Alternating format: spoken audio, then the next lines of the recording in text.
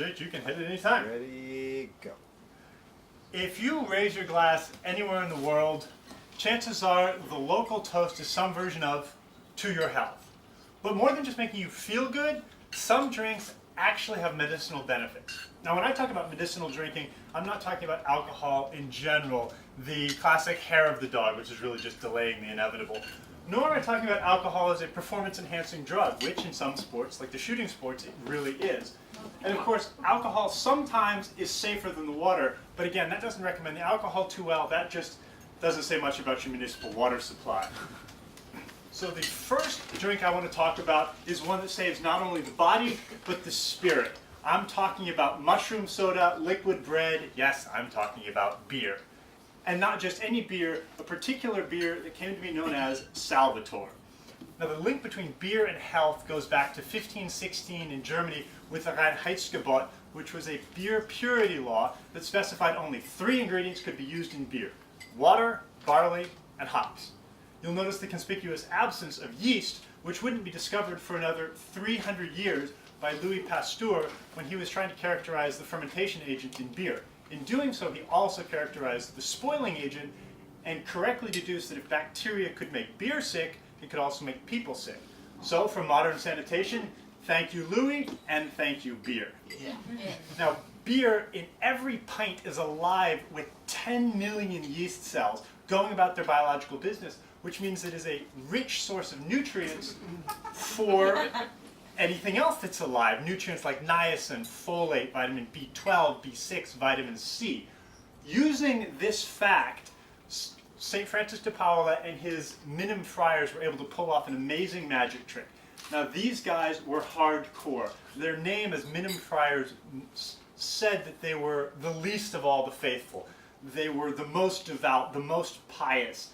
They aimed for what they called heroic mortification. In doing so, they ate no meat, they used no animal products.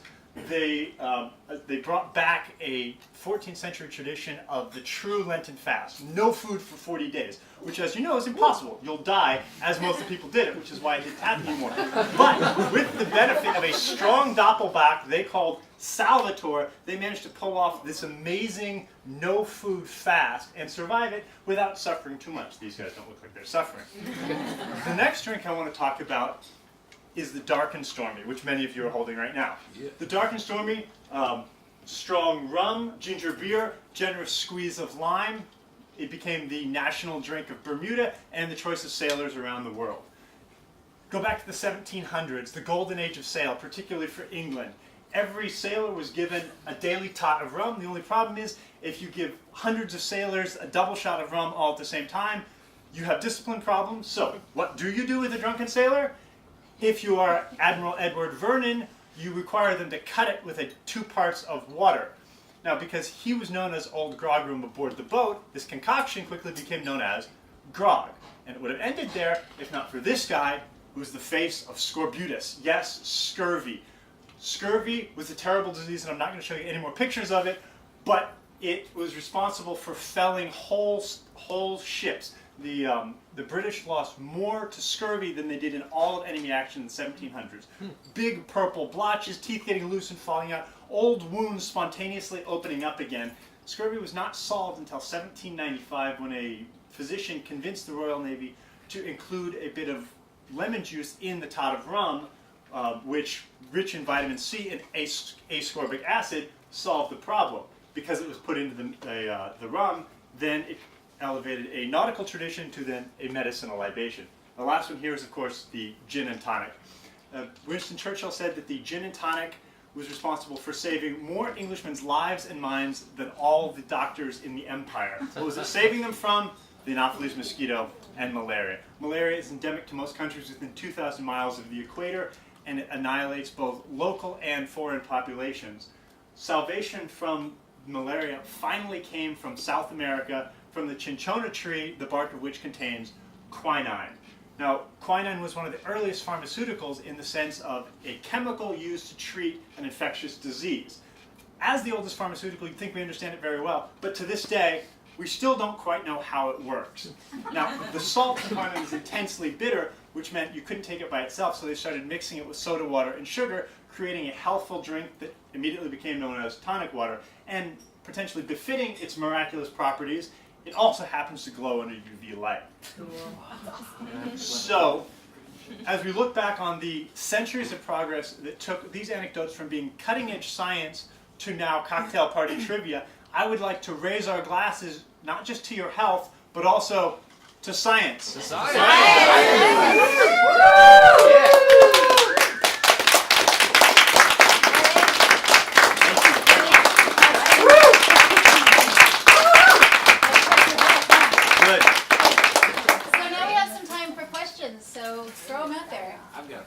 Yeah. So you said at the beginning, most countries, the toast is to your health, but why is it in the English-speaking countries we say cheers? Because it comes from, and I had to look this up, like this afternoon, because I knew someone was going to ask that question. It comes from a Middle English phrase, like something like hasi and chire, which is have good cheer, at the time meaning good health. So that's where that came from. And Prost has a similar one. Zum Wohl means good health, but Prost comes from the cheer side of health.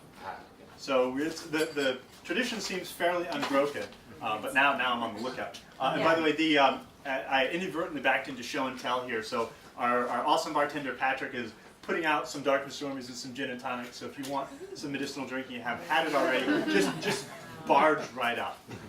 Not a question, but a note. In Chinese, it actually means dried cup. Yeah, like empty cup, yeah. Ooh! They just want you to drink as fast as possible. That's like the, there's a Hungarian one, which is bottoms up for the rest in your hair. That is ultimatum. Yes? Say more about the history of the kind of beer you were talking about. Okay, so this is the Salvatore beer, and it still exists today, brewed at the Pauliner Monastery. So if you've heard of the beer Pauliner, that's where it came from. Saint Francis de Paola moved to Germany. The city of Paola in Italy moved to Germany, and he became Pauliner, and that's where Pauliner beer comes from. So do the texts talk about how incredibly fucked up they got from not eating for 40 days and drinking every day? Yeah, and usually when you're having a sort of an edible beer, like something like you might have for like putting it up to the farmhands, it's a small beer that's low alcohol. I have to assume that they were very jolly. The bells are probably ringing a lot. Nothing that I saw talked much about that. It was actually hard to find good information on it because the main sources of information were the Catholic Church and the Pauliner Brewery. And I have a hunch they kind of pulled from each other. And neither one of them is really interested in telling a straight story. They're interested in telling something that sells their particular product. So this was an interesting case of trying to separate fact from fiction and doing my best to get independent sources. So they drank beer for 40 days. Is that not long enough to get scurvy? Fortunately, fresh beer has a fair amount of vitamin C in it. It's one of the things that you're it's importantly, it's not made out of, beer is not made out of barley, it's made out of malted barley, which is sprouted, and in doing so, it begins to create some of those vitamins, some of which are preserved and some of which are enhanced by the action of the yeast. So as long as you're drinking fresh beer, then you're getting the benefit of the vitamin C. However, you couldn't do that at sea, and I had to cut a slide. The original talk was a gallon of beer per sailor per day, which is fine until you start doing year-long voyages in, triple-decker men of war, which I didn't realize 800 some odd sailors on it. So beer just was utterly unfeasible. Had to cut that slide, so I'm glad you asked. Yes. Was the lemon juice just a happy accident, or do you have, Oh my God! If I had planned a little ahead, I would have just done the whole thing on scurvy. Because it turns out the history of vitamin C and scurvy is amazing, and I will just give you enough to encourage you to read up on it, because there's been a couple of amazing Future talk. Yeah. No, I just need to get this. Are you familiar with the story? Or you No, I just have another question. So Sorry, go ahead. the very short answer of we discovered and lost the cure for scurvy so many times, it's embarrassing. Even the guy who finally figured out, James Lind, he did a randomized controlled trial, but he wasn't convinced enough of his own results because he tried various acids. Patrick, do you remember what it was? acids and vinegars and Acids like and cumin, Water, and like all these random stuff. Like here, have curry, maybe that'll help. And there was an imbalance of the humors, and it didn't help that many of the things that had high amounts of vitamin C were also acidic. So there's this weird confound where they kept thinking, well, maybe we'll just give them vinegar because hey, if something a little bit acidic is good, something more acidic should be better. And so they kept discovering it, losing it, discovering it, losing it. And the most perverse twist of the whole thing was that eventually they kind of zeroed in on lemon juice. So like, cool, we got lemon juice. It seems to work. We don't need to know why. That's fine. But if you're going to take a whole lot of lemon juice on a boat, what do? You squeeze it all, and then you boil it, and then you put it in a kettle. And kettles at the time were made out of copper. So boiling it removes most of the ascorbic acid, and then putting it in copper does in the rest of it, which was fine because right about that same time they invented steamships, and the passages didn't take as long. So nobody noticed for 50 or 100 years until Amundsen, Scott, and Shackleton were headed to the South Pole, and they brought all of their boiled, preserved lemon juice and got there and realized it didn't work, and so Shackleton got utterly screwed. And that's like if you've seen The Thing, like the horror tale at Antarctica, this is way scarier. So it's a source of a doomed expedition, and he did everything right according to the best modern science, and the best modern science just got a fundamental thing wrong, and there was such a high noise threshold that they didn't notice until it was too late. So go read the story of scurvy. It's inspiration of science that we finally got it. But it reminds me of the old Irish joke of like the Irish invented civilization and then got drunk and forgot where they put it. Yes. You said that alcohol was a performance-enhancing drug for archery. Yeah. Yeah. Is it really? Yeah. So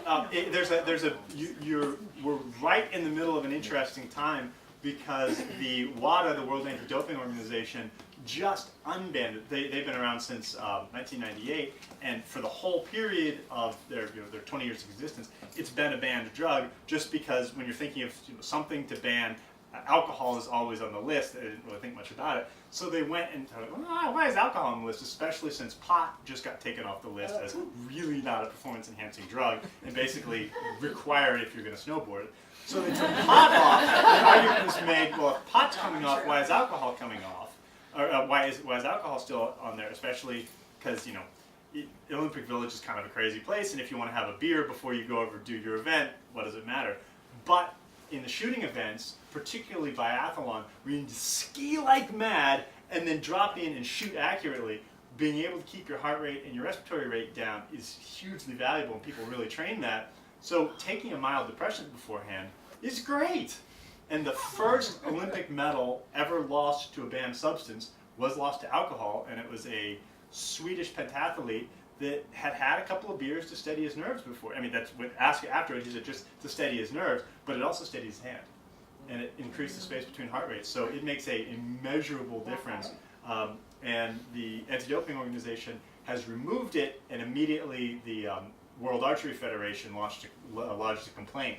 And they put out a whole press release saying, just because there's no longer a WADA banned substance does not mean we're not testing for it. And so there's going to be a reckoning. And my guess is it's going to have to go back on, at least for some, because there's a distinct difference. I mean, it's a performance-enhancing drug. So it's like steroids or no steroids. They're two different games. One more question? No, okay. I'll do. Do it. So you do some home brewing, right? Yeah. Have you ever tried to brew the Salvatore, and do you know what it tastes like? I have not. I've not tried it. I've not tried to brew it. My guess is it's probably a Doppelbock. I think is a lager, which means you need extra lagering temperature control. Mm-hmm. So I haven't tried to brew it. I've brewed pretty strong beers. And the other thing is, and this is worth noting, commercial brews tend to filter out all the yeast because people don't like seeing stuff on the bottom of their bottle. So home brews are way more nutritious than most of your commercial brews. I would love to see some commercial brewers just decide, what, we're going to do it. Even if they have to save it aside and add it in just to get the right effect in the controlled process. The last thing I want to leave you with, and I love this fact, is Vegemite and Marmite. Yeah. They are brewer's yeast. And so that's one of the reasons they are so effective, so nutritious, is that they were alive. Now, whether homebrew and Vegemite are vegan is another question. I would love to hear the angels on the head of a pin discussion about that. But that is To Your Health. Thank you so much.